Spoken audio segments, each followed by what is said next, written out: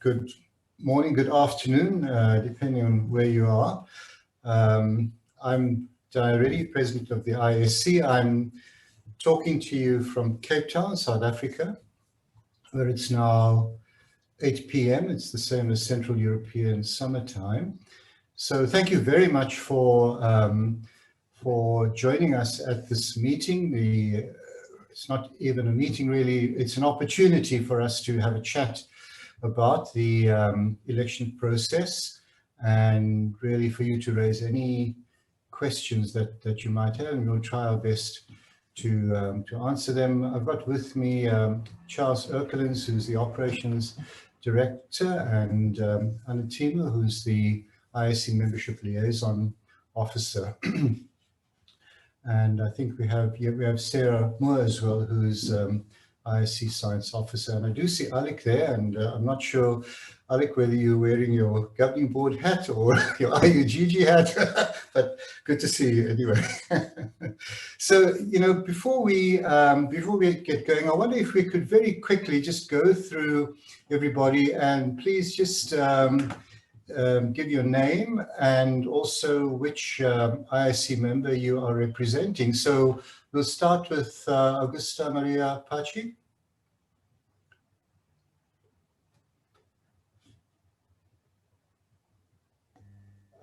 Yes. Yes. Good evening. Good evening. Good evening, Daya. And Anne and Charles, happy to meet you. Okay, thanks a lot. How are you? Good to see you. Well, to know that you're here. And just say who you are representing as well. No, yes, I'm representing, but Mario is with me, Mario Malinconico. For Italy. Okay. We were waiting for this connection. Good. Okay. Okay. So we will merge in one consecutive address. Hello, ciao Daya, ciao Charles. Hi Anne. Ciao to all. Yes, me and Augusta, we are both representing Italy, the Italian National Research Council, which is the national body for this. Thank you. Welcome. Welcome. Let's get on the list. Alec, you are next. I am next. Okay. I'm Secretary of the International Science Council. Okay. Happy to see all of you. Okay, good. Excellent. So as I said, I wasn't sure whether you're here as secretary or IEG, but anyway, great to have you here with us. And then we have from CAST, the China Association of Science and Technology, Flora. Hello, would you like to introduce yourself? Hello, hi, yes. I'm Flora, I'm from the CAST and together with my colleague. Okay, nice to see you, yeah. Great to have you with us. Good. Okay. So we have Louisa next. I'm not sure where Louisa is from. Louisa, hi. Hi, Daya. Can you hear me? Yes. Yes. Oh, hang on. Louisa. Yes. Okay, hi. Right. I wasn't sure which Louisa it was. Hello. Go ahead. Hello, I'm Louisa. I'm from CAST. Right now, Haojie, I and Floria, we are now just listening to this session, and we will participate the next session with our colleague Wang Qingling and Yingling and all the friends you have know. Okay. Yes, of course. Great. Excellent. Good to have you with us. Dominique from Claxo. Yes, hello, Dominique Babini from the Latin American Council of Social Science. Hello, everybody. Hello, Dominique. Hello. Hello. Then next we have Geoffroy Lambrecht from the NRC. Hello, everyone. Yes, I am Geoffroy Lambrecht. I work for the National Research Council of Canada, and I'm here to listen in. And Terry Romano, my coworker, is on the call as well. Okay, great. Welcome. And then we have, is it Haojie we have from CAST? Yeah, hello. Hello. I am Haojie. I'm from CAST. Nice to meet you. Good. Nice to meet you too. And then Junji Kozumi. Hi, Junji. Hello. I'm Junji Kozumi.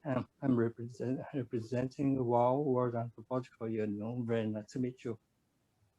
Nice to meet you too. Welcome. Marie-Lee Chanam.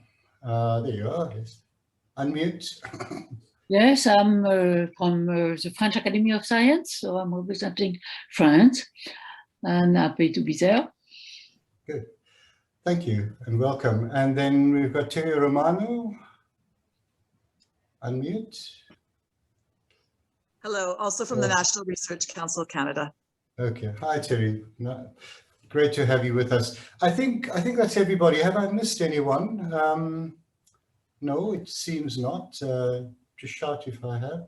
No, we haven't. Good. Okay, great. So as I said, wonderful to have you with us here. So the objective of this session really is to allow you an opportunity just to pose any questions you might have about the elections process.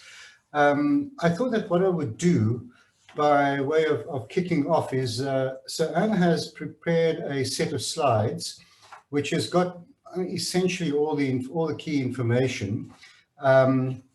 It's just a few slides, and I thought that what I would do is just go through these very quickly so we are all, on the same page, as it were.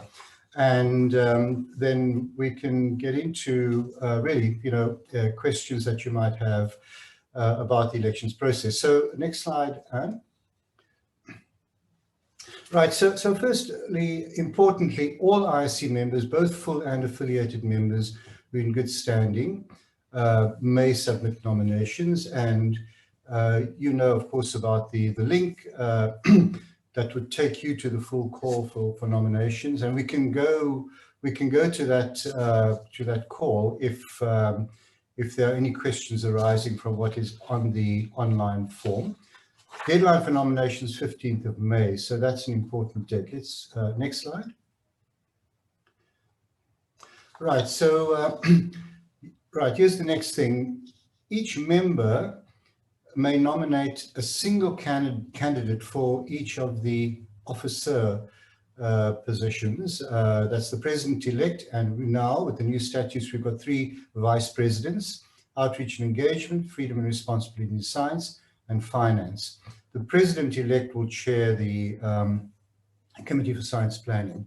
And then furthermore, members may nominate multiple candidates for the 10 positions, the 10 ordinary members of the Governing Board. Next slide.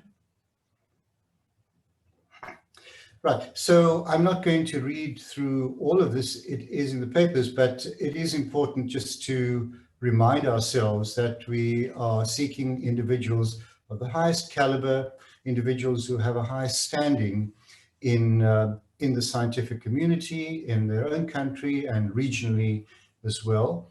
And we would want collectively to have a range of scientists of vision, exceptional achievement, with a track record of experience and distinction. And I mentioned about the international or regional standing and the kind of recognition that will enhance the status and the accessibility and impact of the ISC, particularly at, excuse me, at the global level. We would like our governing board members to be aware, to have an understanding of issues that are current in science itself, and also in the relationship between science and, I should say, various agendas, whether it has to be the policy environment, what is happening at the interface between science and society, science and major organizations like the UN. So broadly speaking, an understanding.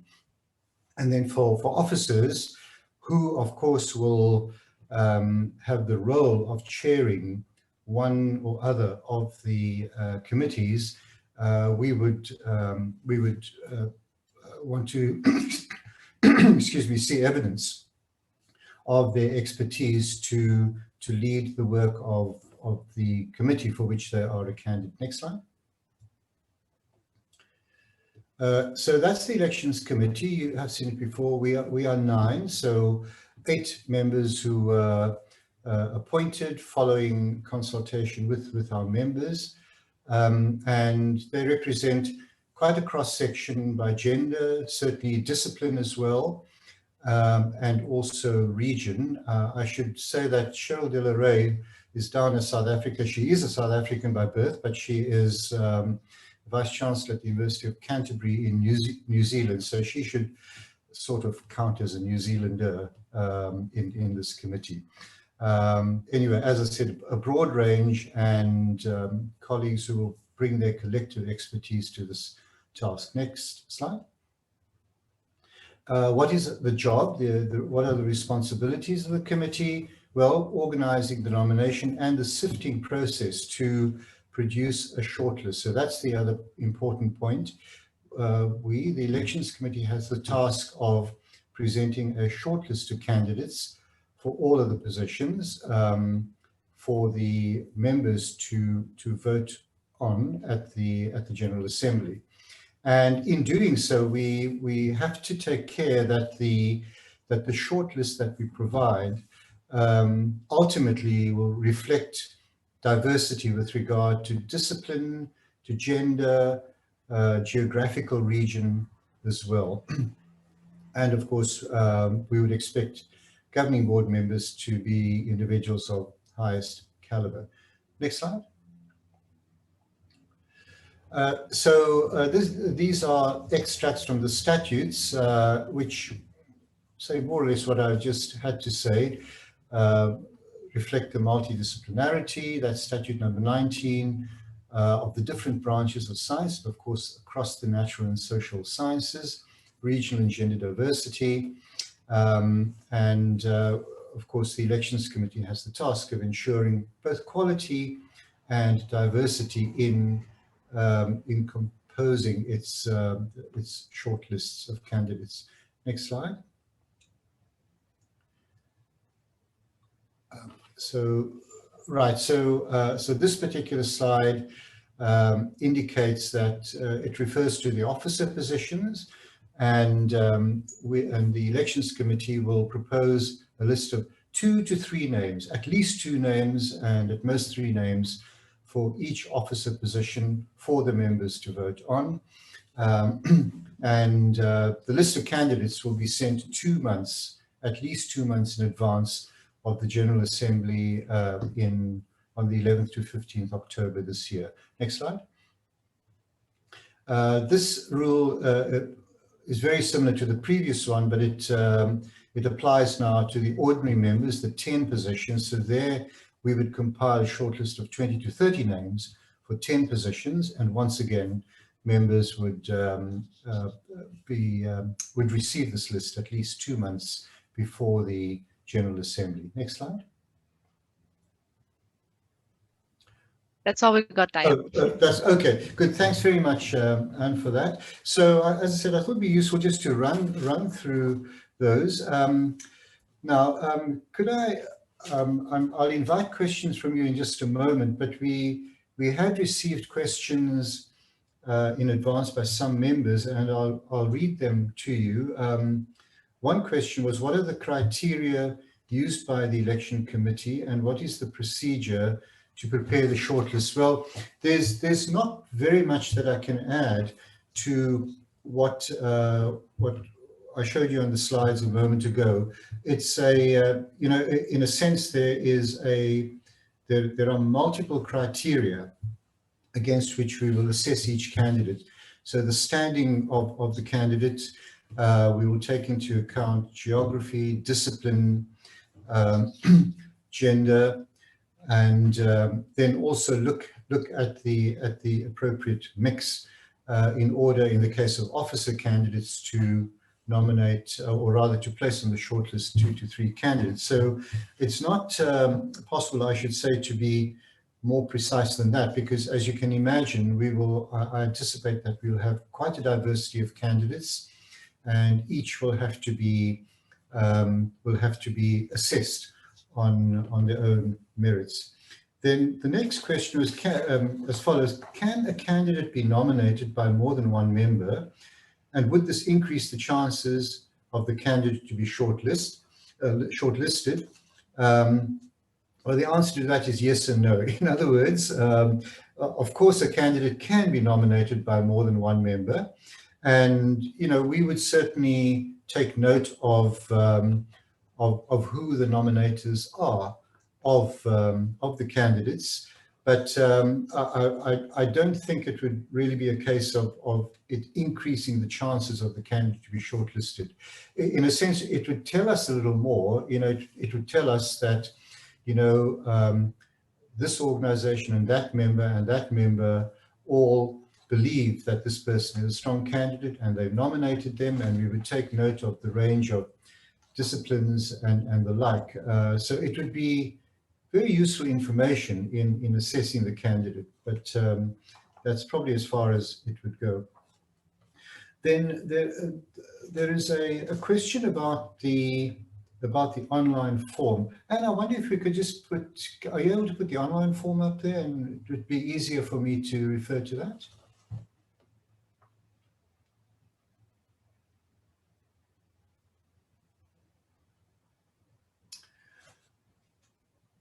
Right, so you've all seen this.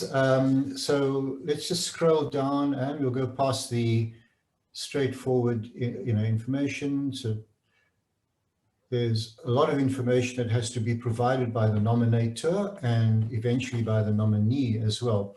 So now here's the question. The question refers to what you see in front of you. Would the nominee? So the question says, would the nominee also be willing to be shortlisted for a position as ordinary member in case that person is not shortlisted for the indicated officer position, or if they if they're shortlisted but they're not elected to that position. So the questioner simply asks, what does this mean if the box in the online form is ticked yes? So what it means is that let's suppose that you've nominated somebody for, vice president for outreach and engagement, and right, so so you make that nomination, but of course perhaps the person will be shortlisted, in which case there'll be one of perhaps two or three, and they may or may not be elected. Or they may not be shortlisted either. But the yes indicates that they would be considered for inclusion in the shortlist for ordinary members. So we would carry them over, not to guarantee a position on the shortlist, but to consider them also for shortlisting. So that's what that means. On the other hand, it may be that the person says, look, I want to be ISC Vice President for Outreach or nothing else, and in which case the no box would be ticked. Yeah. So that's that. Okay, so I've been talking for long enough. Let me hand over to all of you and ask about any members who are present here who have some questions or comments on the process. Anyone, please. Just keep an eye out for hands that are raised.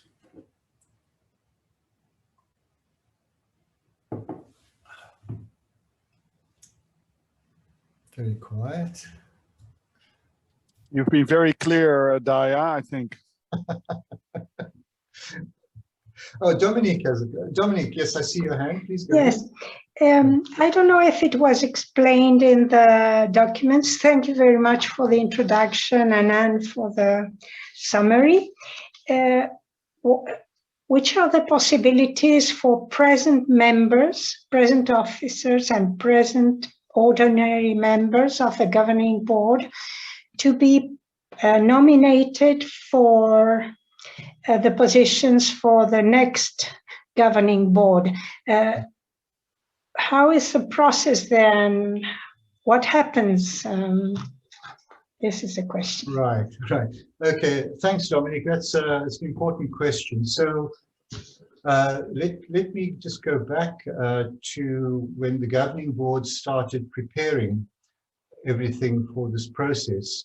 So the very first question, more or less, that we put to governing board members were, you know, is it likely that you might be a candidate for the next governing board?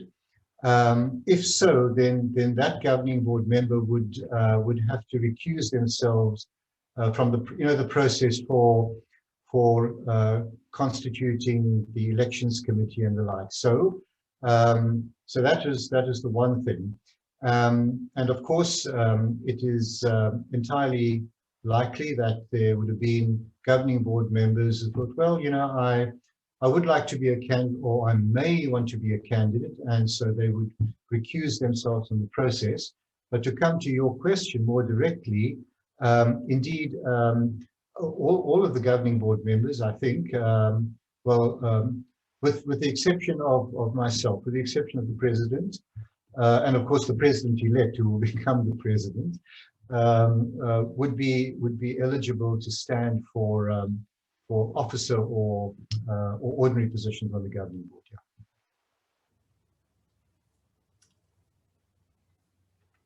Good. Thank you. Thank you very much. You're welcome. Any further questions? Mario? Yeah. Daya, can I say something? Please. Well, yeah, just coming back to my experience for many years in IUPAC as a representative for Italy. In the General Assembly, each member, each national adhering organization in IUPAC had the right to express a number of votes according to the level of supporting the union. For example, Italy, which was probably after Germany, the most, let's say, supporting country, among others, had the right to express 4 votes for the governing body.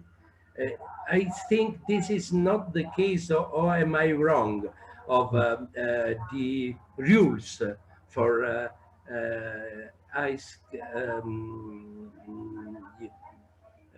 ISC. Yeah, council. And it's not the case. So each vote counts for 1. Each country, each adhering organization counts for 1. Yeah, Charles, let me understand. Yeah, no, sure, I understand the question. Yeah, Charles, would you like to take this one?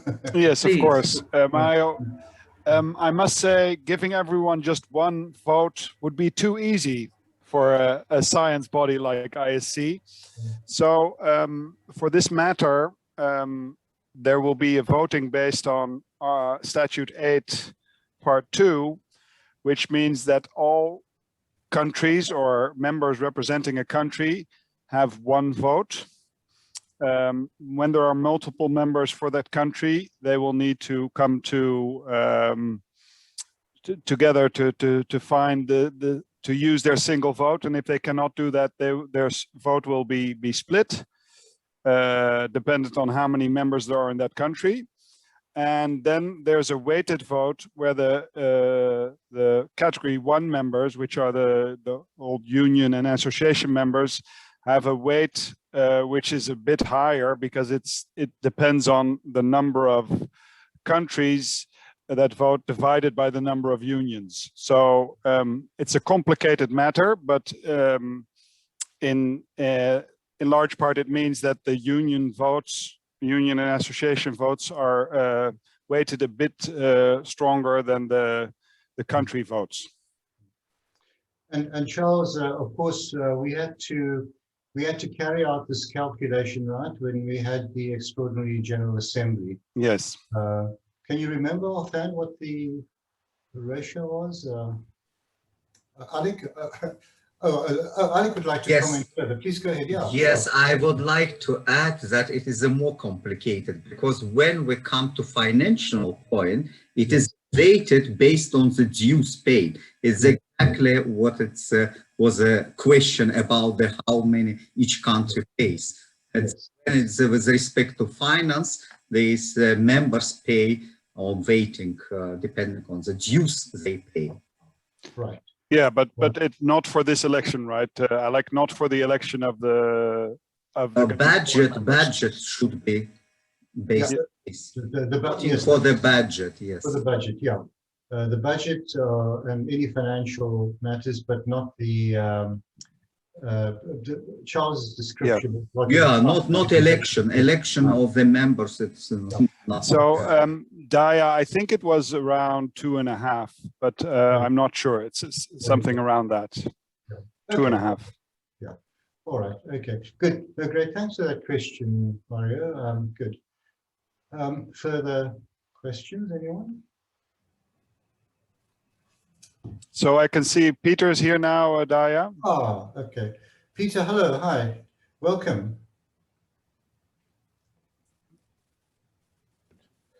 Minor problem with an alarm clock not going off. Okay. Oh. Peter, welcome. Let me introduce Peter Gluckman, who's president-elect. So just to fill you in, Peter, we had some introductions, and then I went through a few slides which essentially set out all of the details, the process and the like. And we've had, there were a few questions that we'd had in advance, and just now we've had a couple of questions from our participants this evening. So, and we're still taking questions. Juan Asenjo. Yeah, I see Juan there. I didn't see you earlier.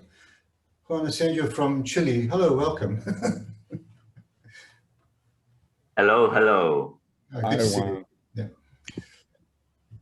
Daya, may I just ask, maybe also in follow-up of what Mario asked with regard to the number of votes, what will be the case that for ordinary members, all members will have 10 votes, so they can use up to 10 votes to elect from the list of 20 to 30 candidates. Yeah. So that's just good to point out, I think, that you know that you have more votes than one for the ordinary members of the governing board. So you have a vote per position, per ordinary member position. That's clear now. Thank you. Yeah, good. Excellent. I also see Tsepo Ntoya. Hello, Tsepo. I see your name. I didn't see you earlier. Welcome.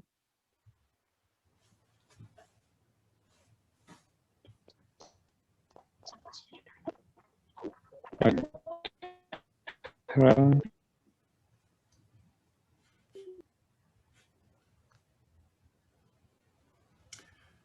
So, let me just make one or two further comments while we have a lull in the questions. I think it would be really good for the ISC if members would, in thinking about who to nominate for the various positions, and also thinking about diversity, also think about diversity with regard to age. That is, consider younger, outstanding younger scientists as well. That's one point I wanted to make. And then also, just a comment about communication. So the working language of the ISC, as you know, is English, and this applies to the meetings, documentation, and other forms of communication, the website, and so on. So it does imply that there's a certain degree of proficiency in English that is required. But let me also let me add that the governing board has recently spent some time discussing exactly this issue, namely you know, how best in this extremely multilingual community that is the ISC, what should we be doing to ensure that our members, you know, whether they are governing board members or advisory bodies or our member organizations, whether they, to ensure that they can participate as fully and as effectively as possible while, you know, not having English as a first language and, you know, perhaps not being super proficient in English. And so we have a language policy which Alison Meston, the communications director, is responsible for, and that is being rolled out in various ways. I won't go into the details of it now. I think we did give some details in the last communique, and we will do so in the next communique as well. But one of the initiatives has to do with translation of key documents, for example, into French, Spanish, Chinese, and, you know, we'll slowly build. So I'm just taking this opportunity to mention that initiative on the part of the governing board, but recognizing that that the deliberations in meetings and other communications typically would in fact be in English. Any further questions?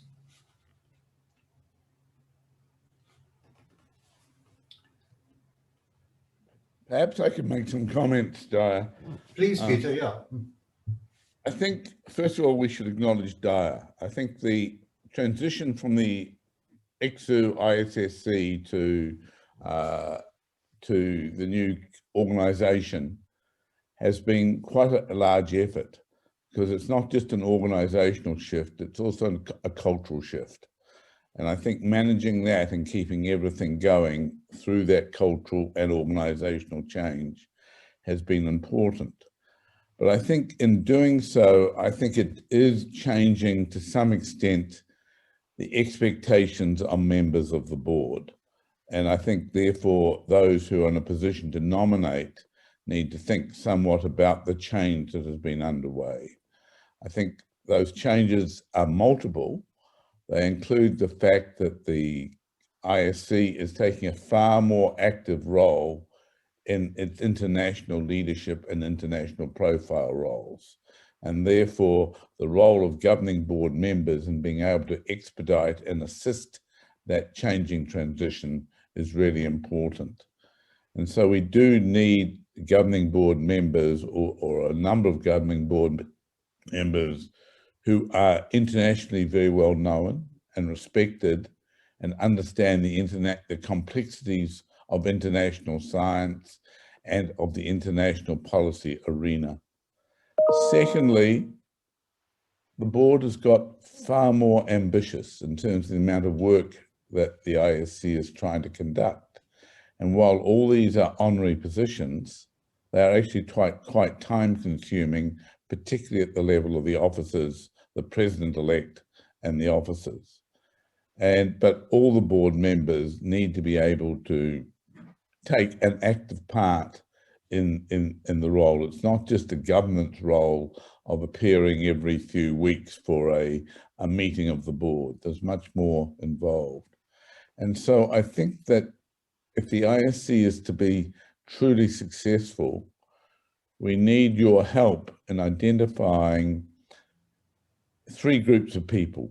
People that truly do understand and are recognized as leaders in the international science community. Secondly, people who have reputation and standing with scientists themselves, because again, the science community is so complex. For example, on this board, this time we had nobody who had a current board. There's no Nobel laureate, there's no Lasker Prize winner, there's no Fields medalist, etc., etc.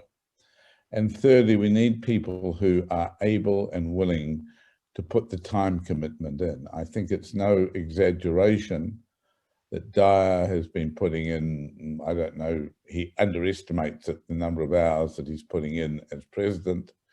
I'm putting in probably 10 to 15 hours week as president-elect.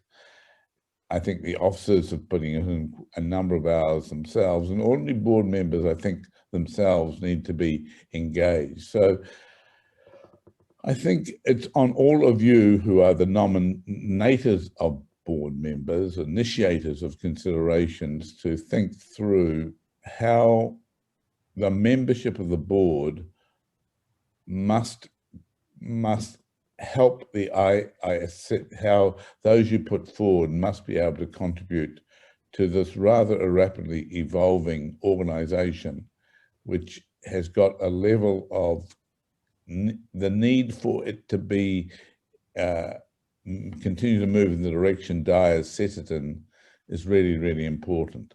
And it's difficult because we all live in different parts of the world with different responsibilities, but finding suitable candidates, particularly for the president-elect role, is critical, because if this organization is to really achieve what it must for the global good, then the representational role of the president and vice presidents is critical. That's all I would say. Thanks very much, Peter, for highlighting those points.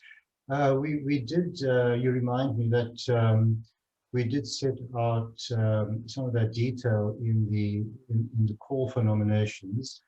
And in fact, by way of preparing the documentation that went out to our members, the matter that Peter has just been referring to was one that that had a fair amount of discussion.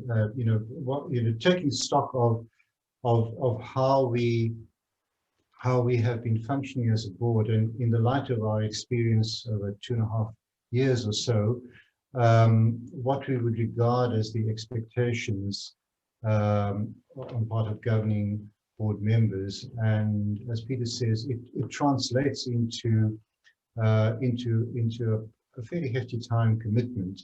The numbers are there in the documentation, and of course they're not hard and fast. First of all, when we were chatting about it, I was asked, so how much time do you spend? And I really had to think about it because the work goes in peaks and troughs. There are periods when perhaps there's not too much to do, and periods when one is really very heavily occupied with ISC work. It also depends on how we as a governing board go about our work. So, for example, for me, it's always been important, as far as possible, to accept, say, invitations to attend general assemblies of our members, maybe to make a short address, or conferences attended by our members. It's a way of connecting with the members, and also ensuring that the ISC is more centrally located in the work and the thoughts of our members. But of course that takes time, and it may be that another person might feel that it's shall we say, less important to have that kind of engagement. I think it's extremely important, but then when you add up the hours, it does it adds up to quite a lot over a period.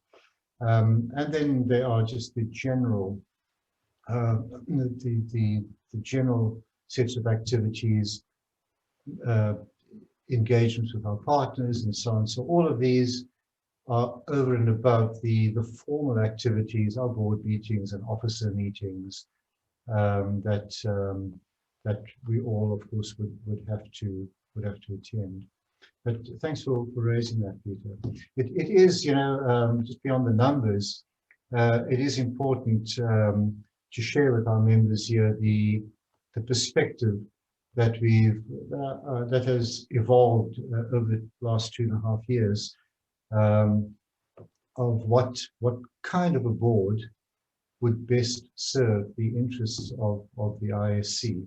And I think it's fair to say that that the perspectives are in some respects quite different to those that were relevant to our predecessor organizations, ISC and the International Social Science Council. Anyway, any further questions, anyone? Comments?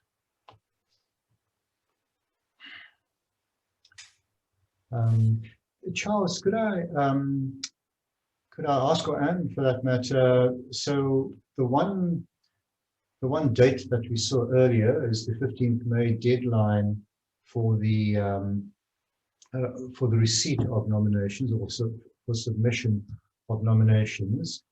And then when I say we, the Elections Committee has the task of producing and making available the shortlists at least 2 months before the General Assembly. So that would be, so by the 11th of August, at the latest, we would have to make those available. So just so that you're in the picture, the Elections Committee has had one meeting so far, at which we had a very good discussion about our responsibilities, and we have set dates already for meetings, I think in June and July, by which time not only will we have received the nominations, but we will have had time as individual Elections Committee members to go through the candidates, to make our own assessments, and then, of course, to meet as a committee and to share our assessments. So I see Anne has put the timeline in the chat box. So 15th May for nominations, 11th of August, we have to present the final shortlist of candidates to you, to our members, or by the 11th of August. Yes, so Daya, I think it's very good that you point that out. Even under COVID circumstances, time is going quicker than we think. Yeah, and it's already April, so the 15th of May is coming quickly. And it will be good to really look at the form and make sure you fill it out properly, also in coordination with anyone that you are nominating. Yeah, absolutely. And well, okay, so it's 1 month away, and it's a fair amount of work, I would say, to complete the form on the part of the nominator and the nominee as well. So with 1 month to go, that's not an awful lot of time that's left. Good. I presume you pointed out that nominees do not need to come from your own organization or from your own country, or I mean, any appropriate person may be nominated. And I think, again, as the ISC becomes a truly globally outward-looking organization, finding the kind of candidates that could help the ISC really develop does need those who are in a position to nominate, which is not the board, to think laterally about who might truly take this organization further forward. Yeah. No, exactly. No, Peter, I did not mention that, although we had a question that had come in advance as to whether a candidate may be nominated by more than one member, and of course the answer is yes. The question had also gone on to ask whether this would increase the chances of the candidate to be shortlisted, and my response to that was that we would certainly take note of the range of organizations which have nominated the member, but it wouldn't necessarily give them an inside track. But I think your point is an important one, really, just to think broadly against the criteria that we've been talking about and that are in the documentation. Who are the individuals out there who would who really we would like to have on the governing board. Dominique, you've raised your hand. Please go ahead. Yes, thank you. Is a region expected to have, one particular region expected to have more than one social science member in the governing board? Or is it only one? I don't know the distribution, because when the merger happened, so how is there a percentage for each region of social science representation in the governing board? No, not in that narrow sense, Dominic. Rather, I would go back to the various shall we say, forms of diversity that we would be paying attention to. So it would include gender, region, and discipline, meaning disciplines right across the natural and social sciences. So the elections committee would have to take that into account in finalizing its short lists of candidates.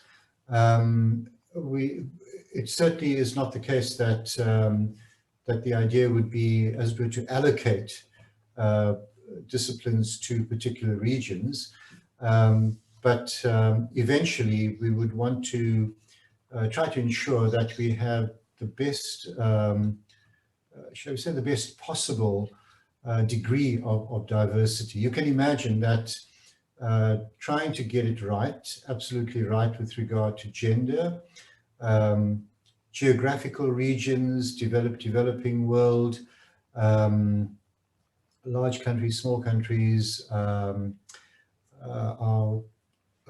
international scientific unions, age, as I mentioned as well, is going to be extremely difficult. But that is the task that we have. Just by the way, you know, you may recall that the process for electing the current governing board was somewhat different to what the process that we are going to follow, in the sense that members made nominations and the elections committee composed a short list, and if the member's nominee was not on that short list, they had the right, as it were, to ask for their nominee to be placed on the list. And so eventually we had, I think, just short of 60 candidates for the 10 ordinary member positions. So, you know, I guess in principle, almost any outcome might have been possible with regard to discipline, but in the end, well, we have a governing board that is 50-50 natural and social sciences. So that's how it turned out, you know. And I think it's 50-50 male-female as well. Yeah.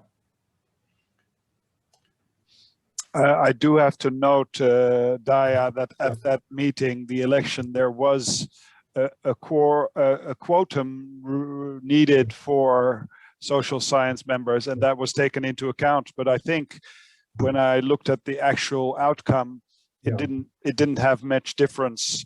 So even if that wasn't the case, then I think the election would have been the same or nearly the same. So it's good you point out, and I think it makes sense, Dominique, to think about good candidates to focus on to make sure that you have good candidates, and then I think it's up to the elections committee to make the shortlist, and they could even go in more ways than one. So I would focus on good candidates rather than be worried that you're doing something that's not in line with other candidates.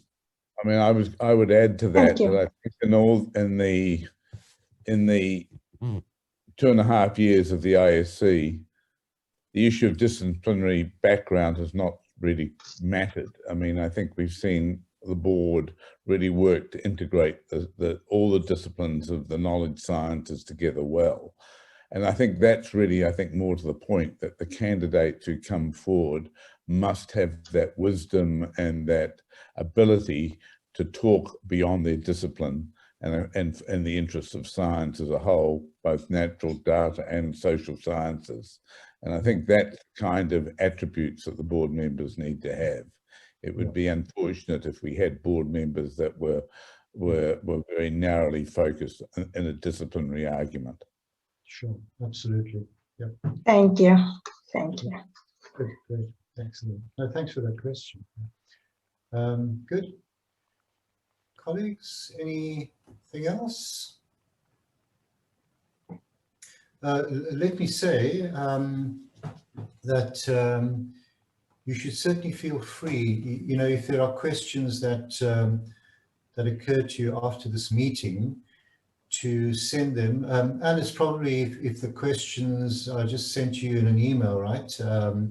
And you could liaise with me, either deal with it or otherwise liaise with me if that was necessary in responding. So, so you know, don't feel that this is your your absolutely last opportunity to seek clarity on anything that that concerns the election process. I would just make one last point, or another point, having got a little bit late to the call, and that is the role of the vice presidents is very different to the role of the vice presidents as they are now. Yeah. The vice presidents in the first edition of the board did not have any particular role assigned to them, and therefore, in many ways, other than attending officers' meetings, it was not clear what their role particularly was. Now, the vice presidents are being elected on the basis of their ability to lead particularly key functions of the board, and they are the standing committees. The president-elect, of course, chairs the Science Planning Committee, which is, I guess, the strategic committee focused on the operations of the various scientific programs and related areas of the ISC. One of the vice presidents is focused obviously on finance and operations. One is focused on outreach and planning, which is an increasingly critical role as we engage more and more with international organizations, but also because we have some membership gaps that we need to fill. We have areas of science in which the ISC is relatively poorly represented. The health sector, the computer science, data science sector, and so forth. And the fourth is this role which Dyer himself has taken on during this first board meeting, but will now be assigned to a vice president of the Committee of Freedom and Responsibility for Science. And I think that again requires a person with certain attributes, because it's quite a significant role requiring a lot of judgment along the way. So I think when you're considering who you may nominate for these roles, please do not just see them as, if you like, ranks, you know, some sort of titular additional position as a vice president.